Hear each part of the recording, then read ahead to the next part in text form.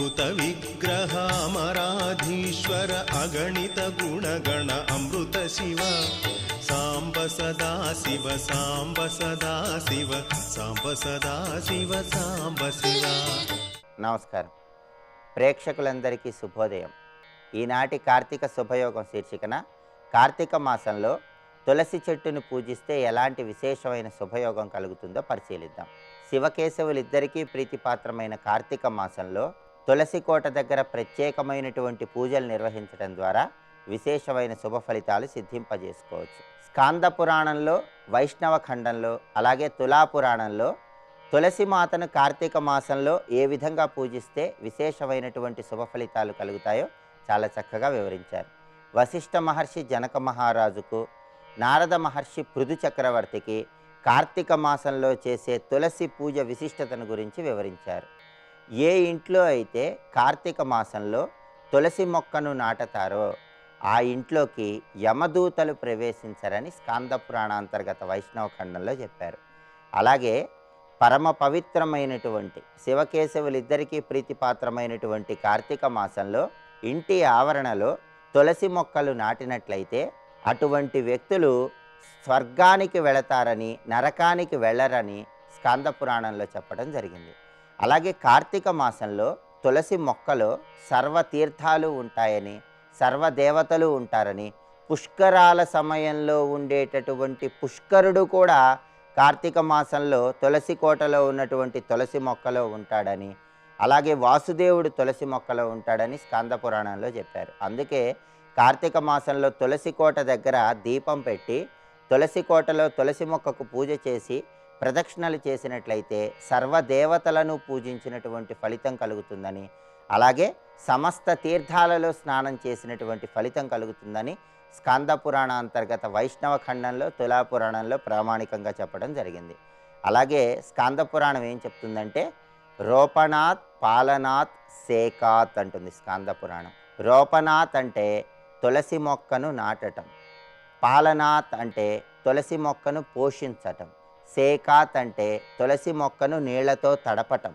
రోపణాత్ పాలనాత్ సేకాత్ అంటే పరమ పవిత్రమైనటువంటి కార్తీక మాసంలో తులసి మొక్కను నాటిన, తులసి మొక్కను పోషించిన, తులసి మొక్కను నీళ్లతో తడిపిన కాయిక, వాచిక, మానసిక అనే 3 రకాలైనటువంటి పాపాలను తొలగింపజేసుకుని పుణ్యప్రాప్తిని సిద్ధింపజేసుకోవచ్చని స్కాంద పురాణ అంతర్గత వైష్ణవ ఖండంలో చెప్పడం జరిగింది।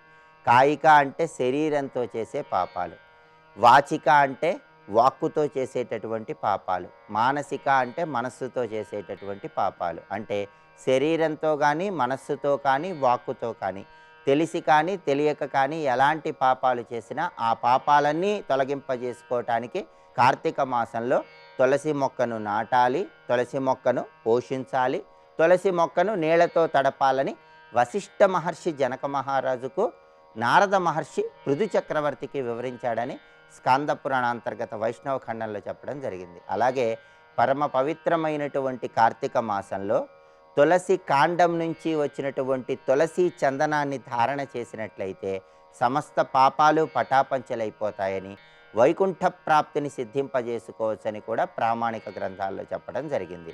అలాగే ఎవరైతే కార్తీక మాసంలో తులసి చెట్టు నీడ పడే ప్రదేశంలో పితృ సంబంధమైనటువంటి కార్యక్రమాలు చేస్తారో వాళ్ళకి పితృదోషాలన్నీ తొలగిపోతాయి। అంటే తులసి కోటలో తులసి మొక్క నీడ పడేటటువంటి ప్రాంతంలో, ఆ సమీపంలో మీ పితృదేవతలకి అర్ఘ్యం విడిచిపెట్టడం ద్వారా జాతకంలో ఉన్నటువంటి పితృదోషాలు, పితృశాపాలను తొలగింపజేసుకోవచ్చు, పితృదేవతలందరూ ఉన్నత లోకాలకు చేరతారని కూడా స్కాంద పురాణంలో చెప్పడం జరిగింది।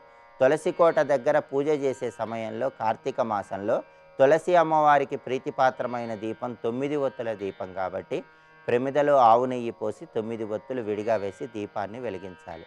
అలాగే తులసి మాతకు ప్రీతిపాత్రమైనటువంటి నైవేద్యం అరటిపండు నైవేద్యం, ద్రాక్ష పళ్ళు నైవేద్యం, దానిమ్మ పండు గింజల నైవేద్యం। అందుకే అరటిపండు ముక్కలు, ద్రాక్ష పళ్ళు, దానిమ్మ పండు గింజలు నైవేద్యంగా సమర్పించాలి।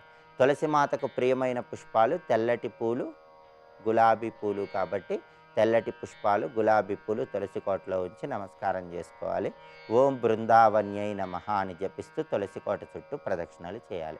రేపటి కార్తీక శుభయోగం శీర్షికన కార్తీక మాసంలో రావి చెట్టును పూజిస్తే ఎలాంటి విశేషమైన శుభ ఫలితాలు కలుగుతాయో పరిశీలిద్దాం. నమస్కారం.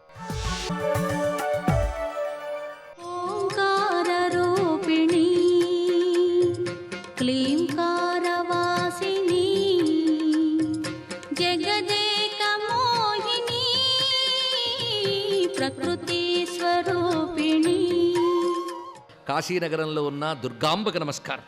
ఎప్పుడైతే ఈ విధంగా అమ్మవారు అనుగ్రహించారో అప్పుడు అంటున్నాడు సుదర్శనుడు, నిన్ను కోరుకోవడానికి ఏమీ లేదమ్మా, ఎందుకంటే నువ్వు నాకున్నావు, ఇంకేం కావాలి అంటే నువ్వు తిన్నగా అయోధ్యకు వెళ్ళు, నీ అయోధ్యలో నేను ఉంటాను, నన్ను ఆరాధిస్తూ ఉండు.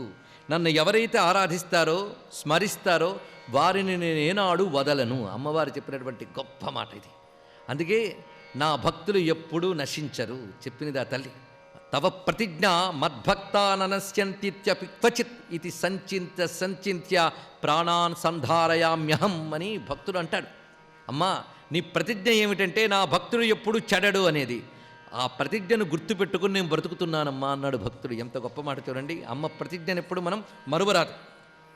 స్మరణీయ సదాహంతే పూజనీయ ప్రయత్నత. నన్ను ఎవరైతే నిరంతరం స్మరిస్తూ పూజిస్తూ ఉంటారో వారికి శం విధాస్యామి అనగా శుభమును శాంతిని కలిగిస్తాను. నన్ను నిత్యం అర్చించాలి. విశేషించి అష్టమ్యాంచ చతుర్దశ్య నవమ్యాంచ విశేషత. అష్టమి నాడు, చతుర్దశి నాడు, నవమి నాడు మమ పూజ ప్రకర్తవ్య. నా పూజ చెయ్యాలి, విధి అది. అమ్మవారికి ఇష్టమైనటువంటి తిథుల్లో ఈ 3. ఇవి కాక మరో 2 మనం కలుపుకుంటే పూర్ణిమ, అమావాస్య అవుతాయి. 5ంటిని కలిపి పంచపర్వములు అని అంటారు. నిత్యము మామూలుగా ఆరాధన చేస్తూ పంచపర్వాల్లో విశేష ఆరాధన చేయాలి. అది దీని యొక్క అమ్మ భక్తులైన వారు మాత్రం పంచపర్వముల యందు విశేష ఆరాధన చేయాలి. ఇది అమ్మ చెప్తున్నది. పైగా అర్చా మదీయా నగరే స్థాపనీయా త్వయా అనగా నీ నగరంలో నా అర్చని స్థాపించు, అంటే నన్ను అర్చించేటటువంటి విధానాన్ని నువ్వు ప్రతిష్ఠ చేయు. అక్కడ నిరంతరం అర్చన చేయి. విశేషించి శరత్కాలే మహాపూజా కర్తవ్య మమ సర్వదా. శరత్కాలమునందు నా ఆరాధన చేయు. అది ఎలాగా నవరాత్ర విధానంతో భక్తిభావయుతేనచ అంటూ అమ్మవారు తనకిష్టమైన మాసములు ఏంటో చెప్తున్నది.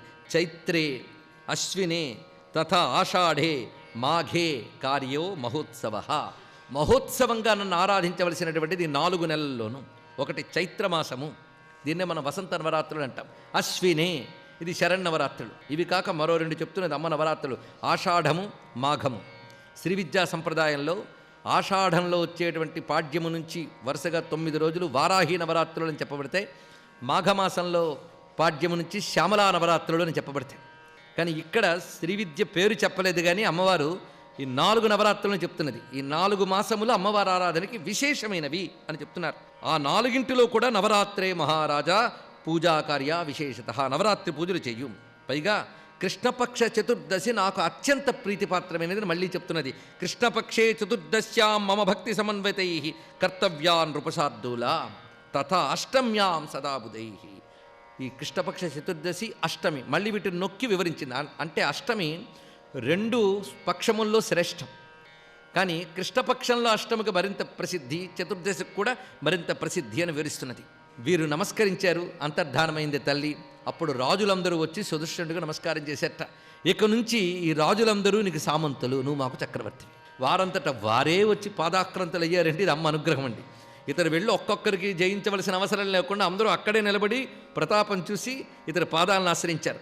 పైగా ఎంత గొప్పవాడివయ్యా, త్వమస్మాకం ప్రభు శాస్త, నువ్వు ఇక నుంచి మమ్మల్ని శాసించే ప్రభువివి. సేవకాస్తే వయం సదా, నీకు మేము సేవకులము. కురు రాజ్యం అయోధ్యాయ, నువ్వు అయోధ్యని చేరుకుని ఇంక పాలన చేయి. ఎందుకంటే అయోధ్యలో పాలించే శత్రుజిత్ ఇక్కడే సంహరింపబడ్డాడు. ఇప్పుడు తిరిగి నువ్వు అయోధ్యకు చేరి మమ్మల్ని అందరినీ పాలించు. ఎందుకంటే నీ రుణం మేము తీర్చుకోలేం. నీకు ఎంత సేవ చేసినా కూడా రుణం తీర్చుకోలేం. ఎందుకంటే త్వత్ప్రసాదాదృష్టా విశ్వేశ్వరీ శివ, నీ అనుగ్రహం చేతను మేము ఇవాళ అమ్మవారిని చూడగలిగాం. ఆదిశక్తిర్భవానీ సా చతుర్వర్గ ఫలప్రద, ధర్మ అర్థ కామ మోక్షములు 4 ఇవ్వగలిగేటువంటి అమ్మవారు. 4 ఇస్తుందిట తల్లి. అందుకే అమ్మవారి భక్తులకు 4 లభిస్తాయి. ఆ కారణం చేతనే భుక్తి ముక్తి 2 ఇస్తున్నది అన్నారు ఆ తల్లిని. భుక్తి అన్నప్పుడు లోకముల్లో దొరికే సుఖములు భుక్తి, వీటికి అతీతమైంది ముక్తి. రెండూ ఇవ్వగలిగింది అమ్మవారి ఉపాసన. అంతేగాని మోక్షమే ఇస్తాను కానీ భోగం ఇవ్వనంటాయట కొన్ని మంత్రములు. కొన్ని మంత్రములు మేము భోగం ఇస్తాం కానీ మోక్షం ఇవ్వలేమంటారట. రెండూ ఇస్తానని చెప్పేది అమ్మ మంత్రం. ఇది అమ్మ యొక్క విశేషమైనటువంటి ఉపాసన వైభవం. దీన్ని చెప్తున్నది శాస్త్రం. ధన్యస్త్వం కృతకృత్యోసి బహుపుణ్యో ధరాతలే. ఈ భూమి యందు నువ్వు ధన్యుడువు, కృతకృత్యుడువు. అయితే మాకు కుతూహలం కలుగుతుంది, నువ్వు ఇంత అనుగ్రహం ఎలా పొందగలిగావు? మాకు తెలిసి నువ్వు ఇంకా పూర్తిగా ఎదగకుండానే తండ్రిని కోల్పోయి ప్రాణాల అరచేత్తో పట్టుకున్నటువంటి తల్లితో పాటు పారిపోయి అడవిలో తలదాచుకున్నావు. ఇంత గొప్పవాడు ఎప్పుడయ్యో? ఈ ప్రతాపము, ఈ ఆయుధములు, ఈ దివ్యశక్తి నీకు ఎలా లభించింది? ఇవన్నీ తెలుసుకోవాలనుకుంటున్నాం. ఆ అమ్మవారి యొక్క అనుగ్రహ శక్తిని నీ ద్వారా తెలుసుకోవాలనుకుంటున్నాం అంటే అప్పుడు చెప్తున్నాడు ఈయన అమ్మవారి తత్వాన్ని. ఆ తల్లి గురించి చెప్పమని మీరు అడుగుతున్నారు కానీ అమ్మ గురించి తెలుసుకోవడం కానీ చెప్పడం కానీ ఎవరి వల్ల సాధ్యం కాదు. బ్రహ్మాదయో నజానంతి. బ్రహ్మాది దేవతలు కూడా ఆ తల్లి యొక్క తత్వాన్ని సంపూర్ణంగా తెలుసుకొనలేరు, చెప్పలేరు.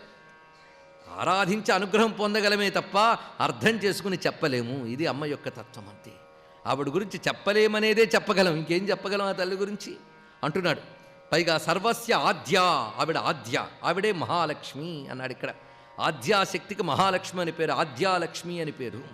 ఇది మనకి సప్తశతి పారాయణ చేస్తున్నప్పుడు మూర్తిత్రయ రహస్యంలో కూడా కనబడుతుంది మనకి ఇక్కడ, మూర్తి రహస్యంలో. అందుకు ఆదిశక్తికి ఆద్యాలక్ష్మి అని పేరు. ఈ ఆద్యాలక్ష్మియే లక్ష్మీ దుర్గా సరస్వతి అనేటువంటి రూపములతో ప్రకాశిస్తున్నది.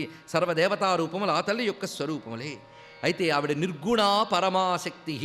ఆ పరమశక్తి నిర్గుణతత్వముగా ఉన్నది. ఆవిడ స్వతసిద్ధంగా నిర్గుణురాలు, నిర్గుణమైన పరబ్రహ్మము. కానీ నిర్గుణ సర్వదా జ్ఞాతం అశక్య యోగిభిన్ నృప.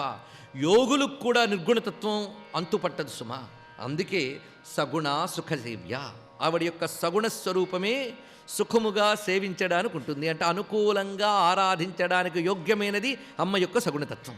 అందుకే దానికి సుఖసేవ్య అని పేరు చెప్పారు ఇక్కడ. సగుణ సుఖసేవ్యాయ చింతనీయ సదా బుధై. అందుకే వివేకం కలిగినటువంటి విజ్ఞులు అమ్మ యొక్క సగుణ తత్వాన్ని, లీలల్ని నిరంతరం చింతన చేయాలి. దీనివల్లనే వాళ్ళు ధన్యులవుతారు అని చెప్తూ తాను ఏ విధంగా అమ్మ యొక్క అనుగ్రహానికి పాత్రుడు ఏడో చెప్తున్నాడు.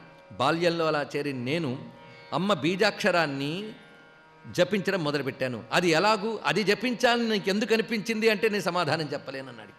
వాళ్ళు క్లీబా అంటే ఈయన క్లీమ్ అని అనాలి ఎందుకు అనిపించిందండి అంటే అదే భగవత్ ప్రేరణ. అమ్మ అనుగ్రహించదలచుకుంటే తానే పలికిస్తుంది. అలా అమ్మ అనుగ్రహం వల్ల నేను జపించగలిగాను కానీ నేను జపించడం వల్ల అమ్మ అనుగ్రహం పొందిందని నేను అనను అన్నాడు. ఇది తెలుసుకోవాలి ఇక్కడ. మనం భగవంతుడు దయుంటే కానీ భగవంతుడిని ఉపాసించలేము, మీరు తెలుసుకోవాలి. ఉపాసించే దయ పొందడం ఒకటి, దయుంటే కానీ ఉపాసించలేము ఒకటి. ఏదో ఒకటి చెప్పండి, దయ వల్ల ఉపాసన, ఉపాసన వల్ల దయ. ఏది చెప్పగలవండి? విత్తనం వల్ల చెట్ట, చెట్టు వల్ల విత్తనం, అలా ఉంటుంది ఇక్కడ. అమ్మ దయ ఉండాలి. అది ఉంటేనే అమ్మ వాడిని దగ్గరికి తీసుకుందాం అనిపిస్తేనే బుద్ధి పుట్టిస్తుంది. ఇది తెలుసుకోవాలి. లేకపోతే అందరు లేరు లోకంలో, అందరూ అమ్మను ఆరాధిస్తున్నారా? ఆరాధించాలని బుద్ధి ఉందా? బుద్ధి ఉన్న వాళ్ళందరికీ కూడా బుద్ధి నిలబడుతుందా? అందుకే తల్లి యొక్క అనుగ్రహం, ఆ అనుగ్రహం వల్లనే నేను చేయగలిగాను, అమ్మ అనుగ్రహాన్ని పొందగలిగాను. దివారాత్రం భక్త్య, నేను దివారాత్రములు అదే జపం చేశాను. జపం చేస్తున్నప్పుడు నాకు ఎందుకో తెలియదు ఒక ఆదర బుద్ధి కలిగింది. ఆ జపంతో ఒక ఆనందం లభిస్తుంది. తర్వాత నాకు ఋషిభిక్కచ్చమానాస, ఋషులు ఆ తల్లి తత్వాన్ని వివరించారు. అప్పుడు జ్ఞాత అంబికా శివ, అప్పుడు అమ్మవారంటే ఏంటో తెలిసింది నాకు. స్వస్తి.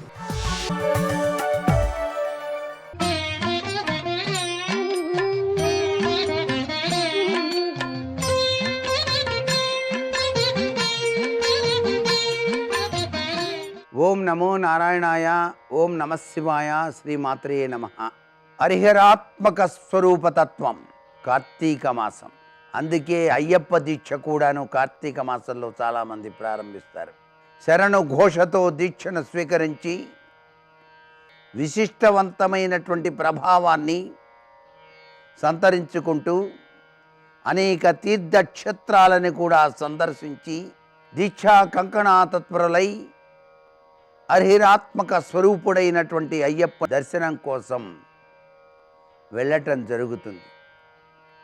ఈ కార్తీక మాసంలో ఎక్కడ చూసినా శివనామం, ఎటు చూసినప్పటికీ కూడాను విష్ణునామం మనకు ప్రతి ఒక్క దేవాలయ ప్రాంగణంలోనూ కూడా కనిపిస్తూనే ఉంది. దేవాలయంలో పరిశుభ్రం చేసినా కూడాను విశేషకరమైనటువంటి పుణ్యం లభ్యపడుతుంది. అంతేకాదండి, ఈ కార్తీక మాసంలో నడుచుకుంటూ విష్ణాలయానికి వెళ్ళాలి. అలా నడుచుకుంటూ వెళితే ఒక్కొక్క అడుగు కూడాను ఒక్కొక్క అశ్వమేధ యాగం చేసిన పుణ్యఫలాన్ని సాధించడానికి ఆస్కారం ఉంటుంది. అంతేకాకుండా విష్ణాలయానికి వెళ్ళి సాష్టాంగ నమస్కారం చేస్తే చాలండి, జన్మ ధన్యమై తీరుతుంది సుమా. దేవాలయాలలో పరిపూర్ణత్వం ప్రసాదించేందుకు మారేడు మొక్క, అలాగే తులసి మొక్క మొదలైనటువంటి పవిత్ర వృక్షాలను నాటిన ఈ కార్తీక మాసంలో అనిర్వచనీయమైనటువంటి అభివృద్ధి ఆ వ్యక్తికి కలిగి తీరుతుంది సుమా. వృక్షో రక్షతి రక్షిత అన్నది శాస్త్రం. ప్రకృతి మాత యొక్క ప్రభావం. ప్రకృతిని ఎవరైతే పరిరక్షిస్తారో ఆ ప్రకృతిలోని పరమేశ్వరుడు లీనమై ఉన్నాడు. అందుకే స్వామిని దిగంబర అన్నారు. దిక్కులనే వస్త్రాలుగా ధరించిన స్వామి పరమేశ్వరుడు. ఈ కార్తీక మాసంలో మనం చేసేటువంటి వృక్షాల యొక్క పెంపకం, మొక్కలను నాటడం సర్వవిధ శ్రేయోదాయకం. కాబట్టే ఈ మాసంలోనే వనభోజనము అన్నారు. వనభోజనాలు కూడాను ఔషధీయుక్త తత్వంతో కూడినటువంటి మొక్కల మధ్యలో చేసుకుంటాం. భూత ప్రీతి కోసం ఈ రోజున చీమలకు ఆహారాన్ని సమర్పించాలి. అంటే పంచదార చల్లటం, కుక్కలకు అన్నం పెట్టటం, పాలు మాత్రమే ఈ రోజున ఆహారంగా తీసుకొని ఉపవాసం ఉండటం. ఈరోజు ఎవరైతే శక్తి కొలది బంగారం కానివ్వండి, లేక గోవును దానం చేయటం కానీ చేస్తారో, గోదానం అనేటువంటిది చెయ్యలేని వారు కనీసం వెండితో చేసినటువంటి గోవును బ్రాహ్మణునికి దానంగా కూడాను ఇచ్చుకోవచ్చు. దీపదానం అద్వితీయమైనటువంటి ప్రభావాన్ని అందిస్తుంది. అంతేకాకుండా ఈ యొక్క కార్తీక మాసంలో 4 దీపాలు తక్కువ కాకుండా దీపదానం చేస్తే అపమృత్యు దోషాలన్నీ కూడాను తొలగింపబడతాయి సుమా అంటోంది శాస్త్రం. సర్వే జనా సుఖినో భవంతు. శివకామిని శివాని భయహారిణి భవాని, శివకామిని శివాని భయహారిణి భవాని. తరలాక్షియాతడు ధనవంతుడందుమా కోరివేడిన కాని కూడు లేదు, చిన్నారులలోన చిన్నవాడందుమా ఈనాటి వాడుకో ఎరుకలేదు. ఎవరైనా పిల్లాడిని పెళ్లి కొడుకుని చూసుకునేటప్పుడు ఎంత వయస్సు అని అడుగుతారు. అసలు శివుడికి వయస్సు ఎంత అంటే ఎప్పుడు పుట్టాడో ఎవడికి తెలుసు. ఆయనతో నీకు పెళ్ళి ఏమిటమ్మా అని అడిగాడంటే ఆయన అంత సనాతనుడు అని లోపలి అర్థం. అలాగే ఆకారమునాతడు భలే మేటి అందుమా ఆకారమెట్టిదో అరయరాదు. ఆయన ఆకారం చాలా బాగుంటుందంటే 63 లీలామూర్తులు లింగస్వరూపం. ఆయన ఆకారం ఎలా ఉంటుందో ఎవడికి తెలుసు. అసలు పెళ్లి కొడుకు ఎలా ఉంటాడో ఎవడికి తెలియదు. కులగోత్రములు 2 అరయుధమందుమా తల్లిదండ్రులు ఎప్పుడు ధరణి లేరు. తల్లి తండ్రి లోకంలో అసలు ఆయనకు ఉన్నారని చెప్పడానికి ఆయన తల్లి తండ్రి ఎవరో ఎవడికి తెలియదు. అసలు చెలియా ఒంటివాడు ఆయన ఒక్కడే ఉంటాడు. మాయ చేతో కపట మంత్రములను నిన్ను ఎరిగించుకున్నాడు, కానీ నీకు తగినవాడు కాడు కాడు. ఏదో మాయ చేసి మంత్రం చేసి నిన్ను వశం చేసుకున్నాడు. ఆయనతో పెళ్ళి ఏమిటమ్మా? పోనీ పెళ్లి చేశారనుకో, రేపు పొద్దున్న ఏం చేయాలి? నువ్వేమో మంచి పట్టుపట్టం కట్టుకుంటావు, ఆయన ఏనుగు తోలు కట్టుకుంటాడు. ఈ రెండింటికి ముడెయ్యాలి. చీనాంబరంబులు చెలువప్ప కట్టడు మదసింధురేంద్ర చర్మంబు కాని, రత్న కంకణములు రమణుడై తొరగడు పడిరాజ కంకణము కాని, చందనగంధంబు జానడై పూయడు మద పంచబాణ భస్మంబు కాని, పువ్వుల దండలు భోగియై తొరమడు వెలయింతలేని రే వెలుగు కాని, ఇంట నుండనొల్లడు ఉలుకులలో కాని, సింహమెక్కలేడు ఎద్దు కాని. చిలియా శివుడు అనగా వెర్రివాడు అంది. ఆ బ్రహ్మచారి రూపంలో వచ్చిన శివుడు అన్నాడు, ఆయనకి నీకు ఎలా కొంగుముడేస్తారమ్మా? నువ్వేమో పట్టుబుట్టం కట్టుకుంటావు, ఆయనేమో ఏనుగుతోలు కట్టుకుంటాడు. ఎలా వేస్తారు అసలు ముడి? అసహ్యంగా ఉండదు రేపు పొద్దున పెళ్లిలో? నువ్వేమో మంచి అంగరాగములు రాసుకుంటావు, ఆయనేమో మన్మధుణ్ణి కలిచేసిన బూడిద ఒళ్ళంతా రాసుకుంటాడు. నువ్వేమో మంచి పూలదండలు వేసుకుంటావు, ఆయనేమో ఏ పూలదండ వేసుకోడు, చంద్రబింబాన్ని తెచ్చి కొప్పులో ఇలా పెట్టుకుంటాడు. పోనీ అక్కడతో వదిలేశాడా? రత్నకంకణములు రమణుడై తొడగడు. రత్నకంకణాలు తెచ్చి మీ నాన్నగారు హిమవంతుడు ఇచ్చినా కూడా ఆయన పెట్టుకోడు. ఏ వేలుకి సరిపడ పిల్లపాము ఆ వేలుకు ఉంటుంది ఆయనకి. ఆ పిల్లపాములు పెట్టలోంచి తీసి వేళ్ళకి వీటికి కంకణాలు పెట్టుకుంటాడు. ఆ పాములు పెట్టుకున్న వాడిని దగ్గర కూర్చుంటే ఓ పక్క పెళ్లి చేస్తుంటే ఇద్దరూ కలిసి పూజ చేస్తుంటే బుస్సు బుస్సు అనేది నీ మీదకి ఎక్కుతూ ఉంటుంది. పాణిగ్రహణంలో చెయ్యెట్టుకో, పిల్లపాములు పాకుతాయి. బాగుంటుందా? ఆయన ఎక్కడ దొరికాడు నీకు? పోనీ ఇవన్నీ మాట దేవుడు ఎరుగు. ఇంటాను ఉండనోళ్ళాడు ఉలుకులలో కానీ. పెళ్ళయిన తర్వాత అత్తారింట్లో గృహప్రవేశం చేయాలా? శ్మశానానికి వెళ్ళాలి, అక్కడ ఉంటాడు. అక్కడ గృహప్రవేశం. ఆయన దొరికాడు నీకు. ఎనయ్య సింహం ఎక్కడ ఎద్దుగా అని. సింహం మీద పోన్న సింహం ఉందా బాబు నీ వాహనం ఎందుకంటే వెండవు. ఓ ముసలెద్దిక్కి తిరుగుతుంటాడు. ఆయన ఎక్కడ దొరికాడు నీకు? అది ఒక్కటి చెప్తే మీకు మిగిలిన అర్థమైపోతాయి. ఎందుకని అంటే ఇంటనుండనల్లో ఉలుకులలో కాని. ఆయన శ్మశానవాసి అని ఒక మాట అంటారు. ఇదే మాట భారతంలో అనుశాసనిక పర్వంలో పార్వతీదేవి అడిగింది. ఏమండి, ఇంత పెద్ద లోకం ఉంది, కైలాస పర్వతం ఉంది, చింతామణి గృహం ఉంది, అక్కడ ఉండకుండా మీరు శ్మశానానికి ఎడుతుంటారు, అక్కడ ఉంటుంటారు, ఎందుకు ఉంటారు అని అడిగింది. అడిగితే నాకేం అమాయకత్వం, శ్మశానం మీద సరదాయో కాదు పార్వతి. బ్రహ్మగారు ఏడ్చాడు నా దగ్గరికి వచ్చి. ఆ ఉగ్రభూతములన్నీ వచ్చి పడిపోతున్నాయి ఇళ్ల మీద, పూజలు చేయనివ్వట్లేదు. వాటిని ఏదో ఆట ఆడి అక్కడ పెట్టవయా స్వామి, నువ్వు తప్ప ఎవరు చేస్తారు? ఇలాంటి పనులన్నీ చేసి పెట్టాలంటే నీ గురించి నువ్వు అహంకారంతో ఆలోచించకుండా ఉపకారం చేసేవాడివి నువ్వు ఒక్కడివే. అందుకని నువ్వు అక్కడుండి తాండవం చేస్తుండు, భూతాలన్నీ అవి చూస్తూ కూర్చుంటాయి, ఎవరి జోలికి రావు అంటే అక్కడ కూర్చున్నాను. రెండోది ఇంకోటి చెప్పనా, బ్రతికున్నంత కాలం అక్కర్లేని చోట్లన్నీ తిరుగుతాడు. ఎన్నో అంగరాగములు రాస్తాడు, పంచెలు కడతాడు, లాల్చీలు వేస్తాడు, గొలుసులు వేస్తాడు, ఎన్నో చేస్తాడు. నాకు భార్య ఉందంటాడు, బిడ్డలు ఉందంటాడు, బంధువులు ఉన్నారంటాడు, పరివారం ఉందంటాడు. ఓ పెద్ద మాట అంటుంటాడు, నాకు పెద్ద సర్కిల్ ఉందండి అని ఓ మాట అంటుంటాడు. ఇవన్నీ అన్న తర్వాత ఎప్పుడో గుటుక్కని ప్రాణం పోతుంది. ప్రాణం పోయిన తర్వాత ఏమవుతుంది? కింవానేన ధనేన వాజిగరిభిప్రాప్తేన రాజ్యేన కిం కింవా పుత్ర కళత్రమిత్ర పశుభిర్దేహేన గేహేన కిం జ్ఞాతైతక్షణభంగురం సపరిరో త్యాజ్యం మనోదూరత స్వాత్మార్థం గురువాక్యతో భజ భజ శ్రీ పార్వతీ వల్లభం. వచ్చేవాడెవడు? తను నమ్ముకున్న శరీరం కూడా కట్టెల్లో కాలిపోతుంది. కాలిపోయిన తర్వాత కొడుకు ఏం చేస్తాడంటే స్నానం చేసి వెళ్ళిపోతాడు. వెళ్ళిపోయిన తర్వాత వీడొక్కడు పైకి లేచి నించుంటాడు. జీవుడు తను నమ్ముకున్న శరీరం ఉంది కదా, కాలిపోతాను. అప్పుడు ఏడుస్తాడు. ఒక్కడు లేటురా, అందరూ వెళ్ళిపోయారు, కొత్త చీకటి పడిపోతోంది, ఎవడరా నాకు తోడుండేవాడని ఒక్కడైపోయి పిరికితనంతో ఏడుస్తాడు. చచ్చిపోయినవాడు భయంతో 100 మాటలు చచ్చిపోకుండా నేనున్నాను లేరా అని వాడికి తోడు కోసం అక్కడ ఉన్నాను పార్వతి. చేతకాని వాళ్ళు విమర్శిస్తారనో నేను అక్కడ లేను. విమర్శించిన వాడు చచ్చిపోయినప్పుడు కూడా ఆదరంతో వాడిని కాపాడడానికి నేనున్నాను అక్కడ అని చెప్పాడు మహానుభావుడు అనుశాసనిక పర్వంలో. అందుకున్నాడు ఇంటనుండనొల్లడు ఉలుకులలో కాని. అసలు నాకు ఒక మాట చెప్పండి, శ్మశానం ఒక చోట ఉందా? ఈ లోకం శ్మశానమా? చచ్చిపోయిన వాడిని శ్మశానానికి తీసుకెళ్తున్నారా? శ్మశానానికి వెళ్ళి చచ్చిపోతున్నాడా? అంతటా చచ్చిపోతున్నారు. అయితే శ్మశానం ఈ ప్రపంచం అంతా. కాకపోతే అసలు శ్మశానం లేదు. కాబట్టి శివుడు ఎక్కడ ఉన్నాడు? అంతటా ఉన్నాడని చెప్పడానికి దాని అర్థం. కాబట్టి ఇంటనుండనొల్లడు ఉలుకులలో కాని, అంతటా ఉన్నాడు పరమాత్మ అని చెప్పడానికి బ్రహ్మచారిగా వచ్చి శివుడు శివని ఇంత తానే చేసుకున్నాడు. ఆవిడేం చేసింది? వెంటనే చెలికెత్తెల్లి పిలిచింది. వీడట బ్రహ్మచారి అట, వీనుల పెట్టగరాని మాటలే పలుకుచునున్నవాడు మదనాంధుడు వీడు, నమశివాయుండాడగరాదు, ఉగ్రత వీనిని మెడపట్టుకుని ద్రుబ్బుడని చెలికెత్తెలను ఆజ్ఞాపింపగన్నని ఆ చెలికెత్తెలందరినీ పిలిచి వీడిని మెడపట్టుకుని తోషవతల పారేయండి. అప్పుడు శివుడు యథారూపాన్ని చూపించాడు. ఆవిడ మహాపతివ్రత.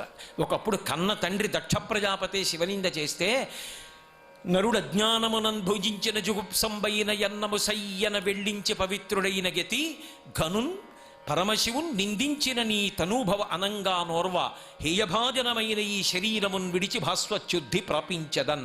శివనింద చేశావు కాబట్టి నీ కుమార్తెగా ఇక నేను ఉండను, ఎక్కడైనా ఉంటే దాక్షాయిణి అంటారు.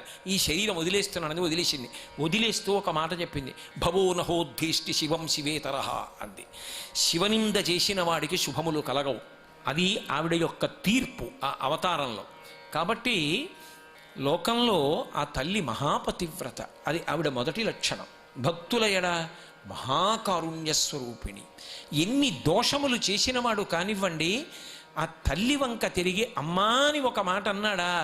రామాయణంలో ఓ మాట అంటారు, ప్రణిపాత ప్రసన్నాహి మైథిలీ జనకాత్మజ అలమేషా పరిత్రాతం రక్షస్సో మహతో భయాత్ అంటారు.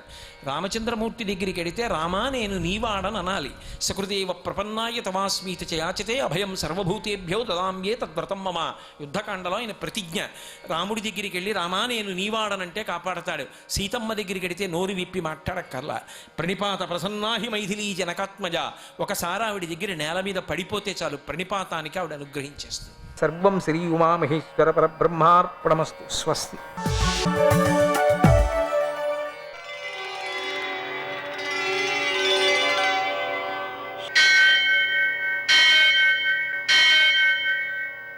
సహస్రశీరుషం దేవం విశ్వాక్షం విశ్వశంభువం విశ్వం నారాయణం దేవమక్షరం పరమం పదం విశ్వతః పరమాం నిత్యం విశ్వం నారాయణగుం హరిం విశ్వమేవేదం పురుషస్తద్విశ్వముపజీవతి పతిం విశ్వస్యాత్మేశ్వరం శాశ్వతం శివమచ్యుతం నారాయణం మహాజ్ఞేయం విశ్వాత్మానం పరాయణం.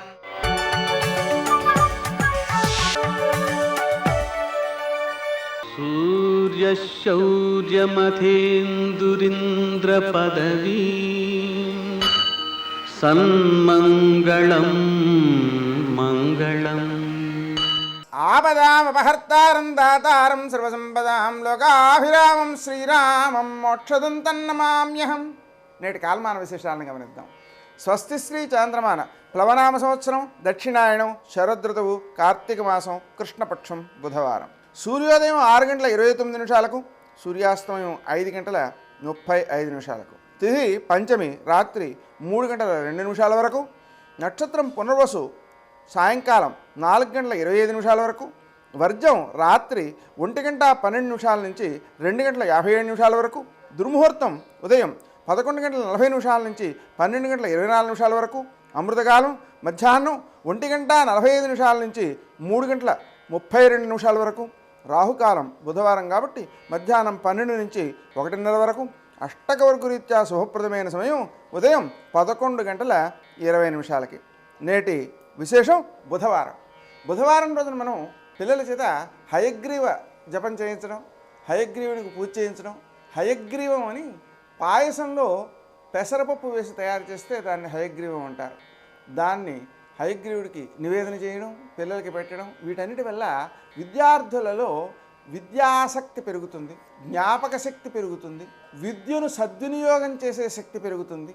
మనకు ఆ విద్యను దేశక్షేమానికి వినియోగించేలా తయారవ్వాలి అంటే ప్రతి విద్యార్థి ఈ వ్రతాన్ని ఆచరించడం చాలా మంచిది. అలాగని బుధవారం కాబట్టి మనం రామాయణంలో మొదటి సర్గ, దాన్ని బాలరామాయణం అని సంక్షేప రామాయణం అని పిలుస్తారు. ఆ మొదటి సర్గను మన పిల్లల చేత పారాయణ చేస్తూ ఉన్నట్లయితే వారిలో సద్బుద్ధులు బాగా వృద్ధి చెందుతాయి, మంచి పౌరులుగా వాళ్ళు తీర్చిదిద్దబడతారు. నేటి ఆణిముత్యాలు.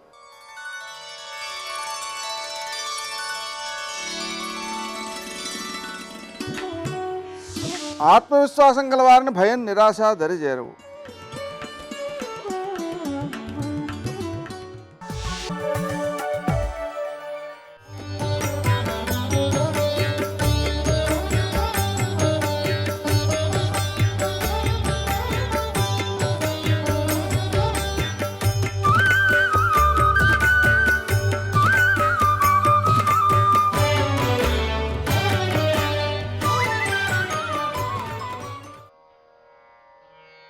నువ్వు ఎంత ధనాన్ని ఖర్చు చేసినా పర్వాలేదు, భవనం మాత్రం అందంగా ఉండాలి.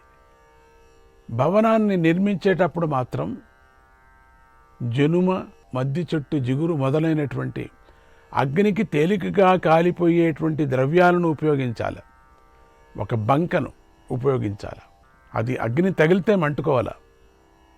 అలాగే నెయ్యి, నూనె, కొవ్వు, లక్క వంటి వస్తువులను కూడా ఎక్కువగా ఉపయోగించు. వాటిని మట్టిలో కలిపి గోడలలో పెట్టించు, పూర్తి లోపల పెట్టించు. వాటిని గోడలపై పూసేందుకు ఉపయోగించు. మొత్తానికి భవనమంతా నలువైపులా జునుము, నూనె, నెయ్యి, లక్క, చెక్కలు మొదలైన మండిపోయే వస్తువులే ఉండేటట్టుగా చూడు. ఎంతగా పరీక్షించినా పరిశీలించినా ఈ ఇల్లు తగలబడే వస్తువులతో తయారైంది అని పాండవులకు తెలియకూడదు, ఇతరులకు ఎవరికీ తెలియకూడదు, ఎలాంటి సందేహం రాకూడదు. ఆ విధంగా ఇల్లు కట్టించు. అన్ని జాగ్రత్తలు తీసుకొని భవనాన్ని కట్టించు. ఆ ఇంటిలో పాండవులు, కుంతీదేవి, బంధుమిత్రులతో కలిసి నివసించేటట్లుగా అన్ని ఏర్పాట్లు చేయి. వారికి సేవలు చేసి నీపై నమ్మకం కలిగేలాగా చేసుకో. ఆ ఇంటిలో ఆసనాలు, శయ్యలు, వాహనాలు, తల్పాలు అన్నీ కూడా దివ్యంగా ఉండాలి, మిలమిలా మెరిసిపోతూ ఉండాలి, అద్భుతంగా ఉండాలి. ఏర్పాట్లన్నీ చక్కగా ఉన్నాయి అనే విషయం నా తండ్రికి తెలిసి పరమానందపడిపోవాలి. పాండవులు సంతోషించాలి. పాండవుల యందు మనకెంతో ప్రీతి ఉందని ప్రజలకు తెలియాలి, ప్రేమాభిమానాలు ఉన్నాయని తెలియాలి అందరికి కూడా. అటువంటి భవనాన్ని నువ్వు కట్టాల. వెండితో, బంగారుతో, తీగలతో కలిగినటువంటి భవనం ఉండిపోవాల. వారు సంతోషించాలి. మన పని పూర్తి అయ్యేంత వరకు ఎట్టి పరిస్థితుల్లోనూ కూడా ఆ వారణావతంలోని ప్రజలకు ఈ పనులు, ఈ విషయాలు ఏవీ తెలియకూడదు, వారికి సందేహం రాకూడదు. అంత సవ్యంగా జరిగిపోవాలి అంతా కూడా. ఇదంతా అనుకున్న సమయానికి అనుకున్నట్లుగా జరిగిపోవాలి. పాండవులు విశ్వాసంతో ఉన్నారు, నన్ను నమ్మారు, వారి మనస్సులో ఎలాంటి సంశయమూ లేదు అని నీకు బాగా నమ్మకం కలిగినప్పుడు, వారు బాగా నిద్రిస్తున్నటువంటి సమయంలో ఇంటికి నిప్పు పెట్టి ఆ నిప్పును అన్ని ద్వారాలకు ముట్టించు. అది అన్ని వైపుల నుంచి లోపలికి ప్రవేశించాలి, తలుపులు బంధించాలి. దహ్యమానే స్వకే గేహే దగ్ధాయితి తతో జనాః. దహ్యమానే స్వకే గేహే దగ్ధాయితి తతో జనాః. నగర్హయే యురస్మాన్ వై పాండవార్తాయ కర్హిచిత్. ప్రజలందరూ కూడా పాండవులు ప్రమాదవశత్తు అకస్మాత్తుగా సొంత ఇంటిలోనే కాలిపోయారని భావించాలి. పాండవులు అగ్నిలో కాలిపోయారు అనే విషయంలో మన ప్రమేయం ఉన్నట్లు ఎవరికీ తెలియకూడదు. అప్పుడు వారి మరణానికి మనమే కారణమని నిందించరు, మనలను ఎవరు అసహ్యించుకోరు. నాకు విశ్వాసపాత్రుడవైన నువ్వు ఈ పనిని రహస్యంగా చేసి పెట్టాలి, త్వరలోనే శుభవార్త నా చెవికి వినిపించాలి అని దుర్యోధనుడు ప్రాధేయపడగానే పురోచనుడు కరిగిపోయాడు. అంతే కదా రాజా, నువ్వు చెప్పినట్లుగానే గుట్టుగా పని పూర్తి చేస్తాను, నీకు సంతోషం కలిగిస్తాను, నీకు మాట రానివ్వను అని శపథం చేశాడు. వెంటనే కంచరగాడిదలు కట్టబడినటువంటి రథం ఎక్కి వేగంగా వారణావతానికి వెళ్ళాడు. దుర్యోధనుడి వ్యూహ ప్రకారంగానే, దురాలోచన ప్రకారంగానే అంతా జరిగింది. ఎట్లా మనం అనుకున్నాం కదా, ఇంతవరకు చెప్పుకున్నారు కదా వాళ్ళు, అంతకన్నా బాగా జరిగిపోయింది. విశ్వాసం గల పురోచనుడు పాపాత్ముడైన దుర్యోధనుడు చెప్పింది చెప్పినట్లుగా తూచా తప్పకుండా పని అంతా పూర్తి చేశాడు. శ్రీకృష్ణాయ పరమాత్మనే నమః. 144వ అధ్యాయం. పాండవులు వారణావతానికి వెళ్ళటానికి బయలుదేరారు. రథాలు సిద్ధమయ్యాయి. వాటికి వాయువేగంతో తీసుకొని వెళ్ళగల మంచి గుర్రాలను కట్టబడి ఉన్నాయి. పాండవులు విచార హృదయంతో ఉన్నారందరూ కూడా. పాపం, రథాలు ఎక్కటానికి ముందుగా భీష్ముడు, ధృతరాష్ట్రుడి, ద్రోణుడి, కృపుడి, విదురుడి, ఇతర పెద్దల పాదాలకు నమస్కరించారు. కురువృద్ధులందరికీ నమస్కరించారు. సమానమైన వయస్సు కలవారిని కౌగలించుకున్నారు. బాలురు చేసే వందనాలు స్వీకరించారు. తల్లులందరికీ ప్రదక్షిణం చేశారు. మంత్రులు, నగర పెద్దలు, ప్రముఖుల వద్ద అనుమతి తీసుకున్నారు. ప్రయాణం సాగించారు. అప్పుడు విదురుడు కొంతమంది కురువంశీయులు ప్రజలు దుఃఖిస్తూ పాండవుల వెంట కొంత దూరం వెళ్ళారంతే. ఆ సమయంలో కొందరు విప్రులు పాండవులు బాధపడుతూ ఉండటాన్ని చూసి తాము బాధపడుతూ ఇలా అన్నారు: విషమం పశ్యతే రాజా సర్వతా స సుమందతీః కౌరవ్యో ధృతరాష్ట్రస్తు నచ ధర్మం ప్రపశ్యతి నచ ధర్మం ప్రపశ్యతి. కురువంశీయుడైనటువంటి ధృతరాష్ట్రుడు మందబుద్ధి గలవాడు కనుకనే పాండవులను పక్షపాత బుద్ధితో చూస్తున్నాడు. వారి పట్ల దారుణంగా ప్రవర్తిస్తున్నాడు. అతడు ధర్మాన్ని చూడటం లేదు. ధర్మం గురించి ఏమాత్రం ఆలోచించటం లేదు. ఈ ధర్మరాజు పుణ్యాత్ముడు, భీమసేనుడు బలవంతుడు, అర్జునుడు బలవంతుడు. వీరు ఏనాడు పాపకార్యాలు ఆచరించలేదు. పాపకార్యాలంటే వీరికి ఇష్టము లేదు, తెలియదు కూడా. మాద్రీదేవి కుమారులైన నకుల సహదేవులు మహాత్ములు. ఇక వారు పాపం గురించే తలుచుకోరు. పాండురాజు నుండి సంక్రమించిన రాజ్యాన్ని పాండవులు పొందుతుంటే ధృతరాష్ట్రుడు సహించలేకపోతున్నాడు. తండ్రి ఆస్తిని వారు పొందుతున్నారు కాబట్టి ఇందులో పాండవుల పాపము లేదు. ధృతరాష్ట్రుడే అధర్మంగా నడుచుకుంటున్నాడు. పాండవులను పంపించటానికి ఇది సరి అయిన సమయం కాదు. ఎందుకు ఊరికే పంపిస్తున్నాడు? వెళుతున్నటువంటి ప్రదేశము మంచిది కాదు. అయినా పాండవులు అక్కడ పంపించబడుతున్నారు కదా. అక్కడికి ఎందుకు పంపించబడుతున్నారంటే భీష్ముడు ఈ అధర్మాన్ని ఎలా అంగీకరించాడో నాకు అర్థం కాలేదే. ఎలా అనుమతించాడు భీష్ముడు? పూర్వం విచిత్ర వీరుడు పాండురాజు తండ్రులాగా ఉండి మమ్మల్ని పాలించారు. పాండురాజు కీర్తిశేషుడు కాగానే బాలురైనటువంటి ఈ పాండవులను చూసి ధృతరాష్ట్రుడు సహించలేకపోతున్నాడు. ఇది మాకిష్టం లేదు. ఈ అన్యాయాన్ని మేము సహించం. ఈ దుష్ట కార్యాన్ని మేము అంగీకరించం. మేమీ పురాన్నే వదిలేస్తున్నాం. మా ఇళ్లనే వదిలేస్తున్నాం. ధర్మరాజు ఉన్న చోటుకే వెళ్ళిపోతాం అని దుఃఖిస్తూ మాట్లాడుకున్నారు. ధర్మరాజు ఆ మాటలు విని బాగా ఆలోచించి ఇలా అన్నాడు: పితామాన్యో గురుశ్రేష్ఠః యదాహ పృథివీపతి అశంకమానైస్తత్ కార్యం అస్మాభిరితి నో వ్రతం అస్మాభిరితి నో వ్రతం. ప్రియమైన బంధువులారా, ధృతరాష్ట్రుడు మాకు పూజ్యుడైన తండ్రి. ఆయన గౌరవించదగినవాడు, పెద్దవాడు, శ్రేష్ఠుడు. ఆయన ఏం చెబితే దాన్ని మేము సందేహించకుండా పాటిస్తాం. అదే మా వ్రతం. ఆయన రాజు, ఆయన చెప్పిందే మేము వినాల. మీ అందరూ మాకు మంచి మిత్రులు. మీరు మంచి హృదయాలు కలవారు. మమ్మల్ని మీరు ఆశీర్వదించండి. మా వెంట మీరు రాకూడదు. అంతే చాలు. మీ ఆశీర్వాదమే చాలు మాకు. మీరు మా మీద గౌరవం చూపించారు, సంతోషం. మీ సహాయం కావలసినప్పుడు, మీతో పని ఏర్పడినప్పుడు మాకు మీరు ప్రియాన్ని చేయండి. అప్పుడు మేలు చేయండి.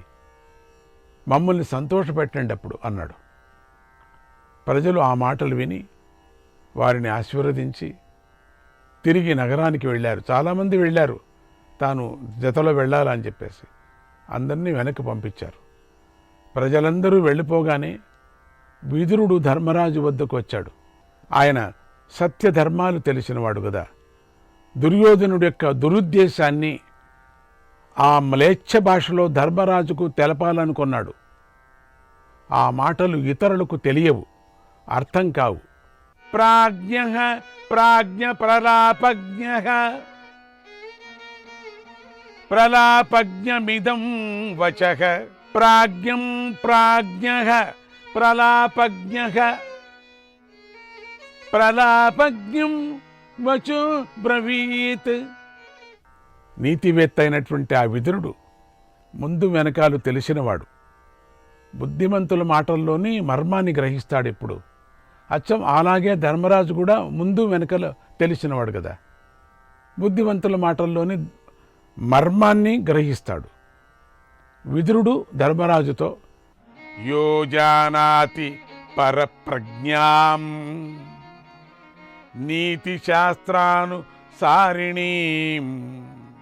విజ్ఞాయేహ తథా కుర్యాద్ ఆపదం నిస్తరేద్యథా. నీతిశాస్త్రానికి తగినట్లుగా ఇతరుల బుద్ధిని తెలుసుకున్నవాడు. అది తెలిసిన తరువాత ఆపదల నుండి తప్పించుకునేలాగా ప్రవర్తించాలి. అలోకం నిశితం శస్త్రం శరీర పరికర్తనం యో వేత్తి నతు తం ఘ్నంతి ప్రతిఘాత విదం ద్విషః కక్షఘ్నః శిశిరఘ్నశ్చ మహాకక్షే బిలౌకసః నదఖేదితి చాత్మానం యో రక్షతి సజీవతి. అగ్ని ఎండుగడ్డిని, ఎండిన అడవులను, చలిని అన్నిటినీ సంహరిస్తుంది. కానీ ఇతరులకు మాత్రం కనిపించకుండా కలుగులో దాక్కొని ఉన్నటువంటి ఎలుకలను అగ్ని దహించలేదు. అదేవిధంగా తనను తాను రక్షించుకోగల వాడు మాత్రమే జీవిస్తాడు. ధైర్యం పోయిన వాడికి సద్బుద్ధి కలుగదు. ఈ బోధన నువ్వు జాగ్రత్తగా తెలుసుకో. ఆప్తులు కానివారు ఇచ్చిన అలోహమైన ఆయుధాన్ని స్వీకరించిన మనిషి కుక్క స్వభావాన్ని అనుసరించి ప్రవర్తించాలి. అప్పుడే అగ్ని నుండి తప్పించుకొని వాడే బయటపడుతాడు ఖండితంగా. అంటే కుక్క రాత్రివేళ తక్కువగా నిద్రిస్తుంది, అప్రమత్తంగా ఉంటుంది. ఆ సమయాన్ని అనుసరించు. చరన్ మార్గాన్ని జానాతి నక్షత్రైర్విందతే దిశః ఆత్మనా చాత్మనః పంచ పీడయన్ నాను పీడ్యతే. అంత తిరుగుతూ ఉండే మార్గాలు తెలుస్తాయి. నక్షత్రాలను చూసి దిక్కులను తెలుసుకోవచ్చు. అలాగే తాను తన జ్ఞానేంద్రియాలను అప్రమత్తంగా ఉంచుకుంటే ఇతరుల చేత బాధించబడడు. పంచేంద్రియాలను స్వాధీనం చేసుకున్నవాడు శత్రుపీడ నుండి విముక్తుడవుతాడు అని అర్థం అని విదురుడు బోధించాడు. మొత్తానికి విదురుడిని మాట్లాడినటువంటి మాటల్లోనే అందరెదురుగా మాట్లాడుతున్నాడు. అంతరార్థం ఏమిటంటే అగ్ని వల్ల దగ్ధమయ్యే గృహము నిర్మించబడింది, అక్కడ పురోచనుడనే వాడు ఉన్నాడు, మీతోనే తిరుగుతూ ఉంటాడు, వాడు మిమ్మల్ని అగ్నిలో కాల్చేస్తాడు. అందుచేత మిమ్మల్ని మీరు రక్షించుకోవటానికి ఎలకలాగా సొరంగం నిర్మించుకోండి. ఎలక అన్నాడు అక్కడ. గృహ పరిసరాలను జాగ్రత్తగా ముందు నుంచే గమనించుకుంటూ ఉండండి. అప్పుడు రాత్రివేళ భయం లేకుండా సంచరించవచ్చు. అంటే రాత్రిపూట వెళ్ళండి. ముందు తయారు చేసుకొని ఉన్నటువంటి సొరంగం నుంచి బయటపడవచ్చు. అప్పుడు లక్క ఇల్లు కాలిపోయినా మీకే ప్రమాదము జరగదు. మీకేది కూడా మీరు 5గురు ఏకాభిప్రాయంతో సంచరిస్తే ప్రత్యర్థులెవరూ కూడా మిమ్మల్ని ఏమీ చేయలేరు అని రహస్యంగా సందేశాన్ని ఇచ్చాడు. ఇంతవరకు మాట్లాడింది ఇది చెప్పింది, ఇది అర్థమైంది. ఎందుకంటే ఇద్దరూ బుద్ధివంతులే కదా, ధర్మరాజు కూడా విదురుడు కూడా, ఇద్దరు కూడా. కనుకనే విదురుడు తన మాటలలో లోహము, ఆయుధము, శత్రువు, ఎండుగడ్డి, ఎండిన అరణ్యము, అగ్ని, కలుగు, కలుగులో ఎలుక, జ్ఞాననేత్రం, కుక్క స్వభావం కలిగి ఉండటం, ఇంద్రియ నిగ్రహం వంటి కుక్క స్వభావం ఎప్పుడూ వెలుగ్గా ఉండాలి రాత్రిపూట. ఇంద్రియ నిగ్రహం వంటి అర్థవంతమైన పదాలను ప్రయోగించి మాట్లాడాడు. ఇలా ఆ రహస్య ప్రదేశంలోని నిజాన్ని సత్యాన్ని ధర్మరాజు గ్రహించి మీరు చెప్పింది నాకు తెలిసింది అన్నాడు. అచ్చాలిక తర్వాత విదురుడు వారిని కొంత దూరం వరకు సాగనంపి వారికి అనుమతినిచ్చి మన విదురుడు ఏమి పిసిపిసిగా మాట్లాడనే లేదు, అందరెదురుగా మాట్లాడే లెక్చర్ ఇచ్చాడు. బుద్ధిలాగా ఉంది అంతే, అది బాగా. తన ఇంటికి వెళ్ళాడు. శ్రీకృష్ణాయ పరమాత్మనే నమః.